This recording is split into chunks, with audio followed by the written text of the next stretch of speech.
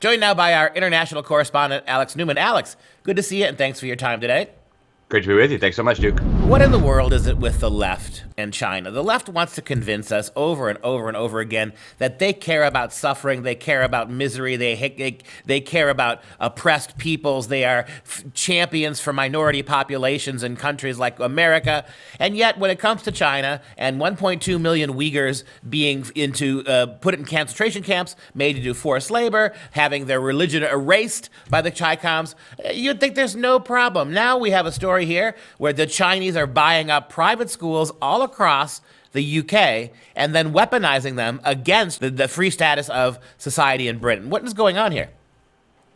It's pretty incredible. I mean, as far as I'm concerned, this is the equivalent of like Nazi Germany coming in and buying up private schools in a civilized free country. It's absolutely insane, but it makes sense from the totalitarian perspective, right? The totalitarians in the United States and in Britain, just like the totalitarians in China, understand that the way to total power is by shaping the minds of young people. And so the Chicoms now, they want to buy up these schools and not just brainwash the British, by the way. These companies that are buying up these schools are run by well-known senior Communist Party officials, and they're turning them into global brands. So they're setting up schools that have the same brand in different countries. And, oh, you get to go to an elite private British school. And by the way, it's owned by the most murderous dictatorship that's ever existed in human history. Step right up. Yeah, it is staggering. And we have a situation now that Joe Biden is president in this country. One of the things that Donald Trump was doing was trying to remove the Chinese influence from American universities. And we know that he had some success. Under the Trump administration, dozens and dozens and dozens of professors, some of them from communist China and others just Americans, had been exposed for taking money from the Chinese, exposing American technology and American secrets to the communist Chinese. And of course, one of the first things Joe Biden does is to absolutely kill the investigation into the influence of China in American public universities. Yep, and we have this massive problem now. They're coming back with their Confucius Institutes, and this is happening in the UK and it's happening in America. They're setting up little communist Chinese outposts on our universities. They're pouring in big funding into our universities, and they claim they're teaching Chinese culture, except they're not actually teaching traditional Chinese culture that existed for thousands of years. Instead, they're teaching communist ideology masquerading as culture, and it's very, very dangerous. Can you imagine the Chinese, for example, allowing capitalist Americans to come in and set up schools where we would teach the Chicoms all about the glories of rebellion against tyranny, the wonders of free market capitalism, the God-given nature of our unalienable rights? They would absolutely freak, right? It would be absolutely inconceivable. And yet, under the guise of freedom, we're allowing mass-murdering Chinese communists to come in here and brainwash our children on the glories and the wonders of the most murderous so-called ideology to have plagued man throughout his entire existence. You know that under the Biden administration, the single greatest threat facing America is not murderous Chinese communists who want to take over our children and conquer our way of life. It is white supremacists, right? and as we know from Joe Biden, most white supremacy comes from retired soldiers and police officers. They retire from the force, they retire from serving their country, and right away all that anti-American venom, all of that white supremacist venom is felt in things like the Tea Party. This is literally the Orwellian argument that's being made by our government. And you mentioned about, can you imagine going into China and trying to set these things up? Well, you could see how the NBA caved. In order to open the Chinese markets, the NBA had to literally turn a blind eye to the fact that their sneakers for LeBron James that are being made, all this money they're making off of tennis shoes, these sneakers are being made by slave labor in China, and we had to pretend, the NBA is more than willing to pretend, that the real problem here is not being allowed, Colin Kaepernick not being on an NFL roster. That's the real social justice issue, not the fact that the NBA has sold its soul to defend the communists in what they're doing.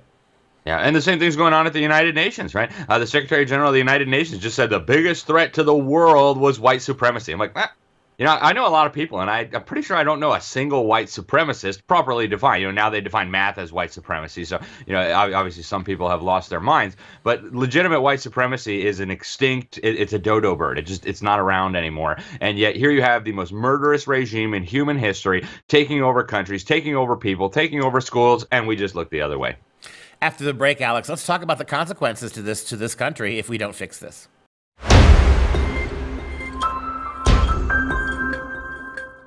Back again with Alex Newman. Alex, we talked about a kind of an explosive expose that you've done about how the Chinese are buying up schools all across the UK, using them to indoctrinate kids into communist thinking.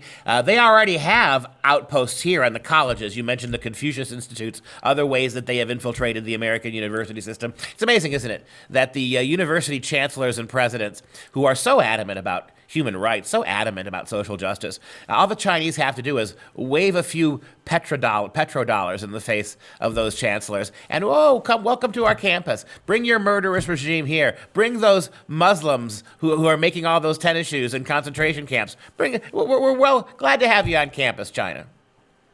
Yeah, it's so grotesque, and it exposes the total hypocrisy of the establishment. And this applies on every issue, not just the education issue.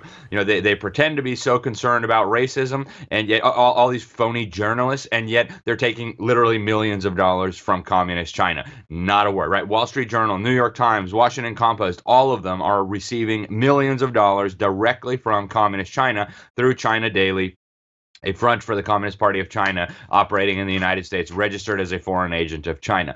The same thing is happening in every industry. The same thing is happening everywhere. And it's hard to believe, but it is what's going on. And if you look at the situation in the UK now, they've already bought 17 of these elite private schools. And these aren't just, you know, Joe Schmo private schools. These are the private schools that educate the aristocracy, the elites, the future political leaders and business leaders of the UK. They've bought up 17 already. They've got their eyes on hundreds more. And of course, this is not just limited to the UK. It's a global problem.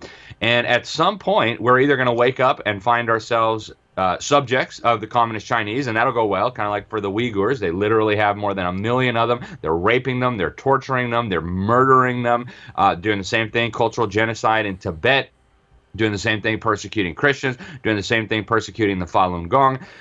We'll either find ourselves subjects of that dictatorship, or in the little bit of time we have left until that comes, we will wake up and say, we're not going to tolerate this anymore. You're not buying our schools. You're not buying our universities. You're not buying our companies, our ports, our technology. And in fact, we're going to stop subsidizing you and building you up. Yeah, let's not forget Taiwan and Hong Kong that's feeling the boot heel of China. And so we have a really catch-22 here.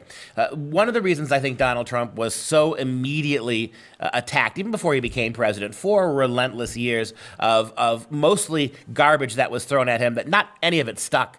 I think a lot of it had to do with China. He was the first president in my lifetime who actually took a fairly hard line with China. And it was working. He was actually pushing back. We were exposing Chinese agents here in the universities. We were tracing the money trail from China to our universities. We were beginning to report on the toll that was being taken on American liberty by what was happening in the schools. And of course, Joe Biden's here now, and he's cut that all off.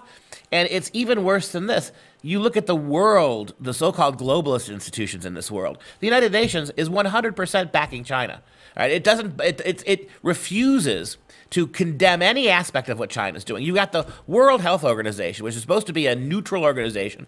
Donald Trump rightly cut funding to it. Biden gave it right back, and what have they done? They're playing fast and loose with a report about COVID, right? We heard from the WHO, we went into China. China complied. This had nothing to do with man-made viruses. This was all an accident. And now over the last couple of weeks, it's leaked out, right? Well, actually, the Chinese didn't give us what we wanted. Actually, they wouldn't let us access this. Actually, they didn't give us the information, the documents that we asked for. And yet, the World Health Organization, even the CDC, want to protect the global organizations are on the side of China, not the side of America. And now that America, under Biden, is surrendered to China, who's left to fight this? Yeah, that's exactly what's going on, Duke. I mean, look at the Paris Agreement. That's a good example. They pretend like the Paris Agreement has something to do with climate change. Nothing whatsoever. I was in Paris at the UN summit where this was negotiated, and incidentally, I was followed around by a Chinese spy who was snapping pictures of me. True story.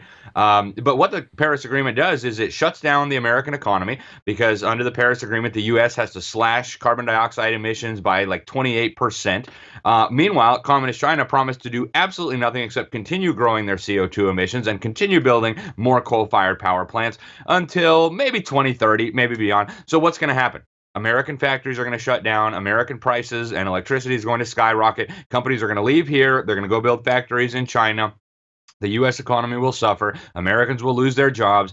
The American government will lose tax revenue that we needed to fund our military. All of that will go over to Communist China. He couldn't do a better job if he was an actual member of the Communist Chinese Party. And don't forget shutting down pipelines. Since he's become president, gas is up $1.25 a gallon, and that's good for the Biden administration. That's not an issue. Hey guys, thanks for watching. Most of you know our show is being censored by big tech. While this makes it harder to meet the cost of producing the show, that's part of it. It also demonstrates that we must be having tremendous success, or they wouldn't bother to try to shut us down. If you like hearing truth and common sense with a love for freedom, please join the Patriot Club with a one-time $99 tax-deductible donation. And you'll get this sweet vessel of joy as part of a thank you for joining the Patriot Club. Etched with the American flag and the words freedom never tasted so good. All you have to do is visit patriotclub.us and become a Patriot member today. That's patriotclub.us. Thank you and God bless.